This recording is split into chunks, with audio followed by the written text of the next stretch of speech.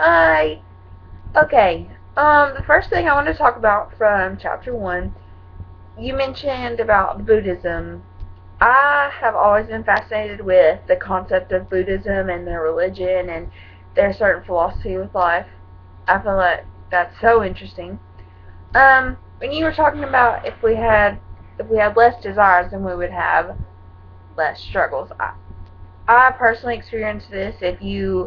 When I go out in town and I go shopping and I see this cutest shirt or cutest pair of shoes, and I think about them and I think about working so hard to go get them, and there's always on my mind, like, shopping is my addiction, I feel like. So, it's a struggle because I have to work really hard, save up money to go buy them. Chances are they're super expensive. And so I feel like if people didn't desire as much materialistic things, then we wouldn't have as many struggles in life. People wouldn't be in so much debt and, everything else that they're in right now. The second thing from the first video was about faith. Some people don't want to take philosophy classes because they're strong in their faith and they feel like that they're going to, believe in different things or not believe in their faith as much as they did. But I don't think that's necessarily true.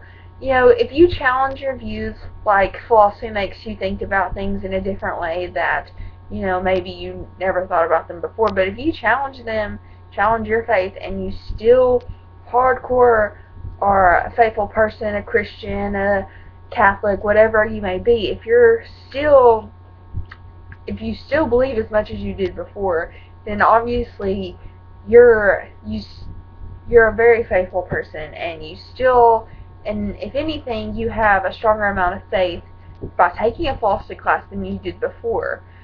And so I don't feel like philosophy class would make you, lose your faith.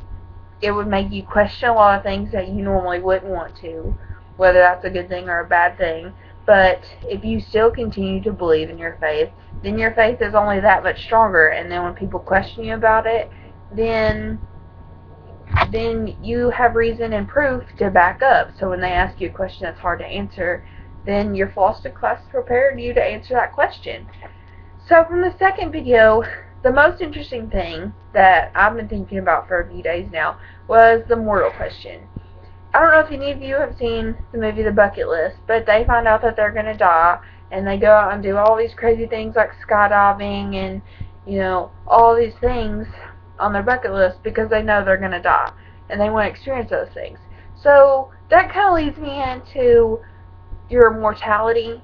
Since we're obviously mortal, we're going to die at some point in time, it does make life more precious. You want to experience everything that you can. You want to, be a good person, and so that you can, if you believe in afterlife, so that you can go to heaven. And, it does make life more precious. Because if you're immortal, you can go rob a bank, you can kill somebody, you're going to live forever, so going to jail isn't going to do you any good. And, they can't kill you, so, you'll do things, you'll be more reckless, you'll text and drive, I'm sure, you'll, do all these reckless things that would kill a normal person, but you don't have to worry about that because you are immortal. So I do feel like mortality makes life more precious, and, we want to be with the people, and, when people die, we realize how important people around us are, and we want to spend more time with them. And, if you're immortal, you don't really care about spending time with those people. You can spend hundreds and hundreds of years away from them, and, because you're never going to die, and it doesn't make any difference.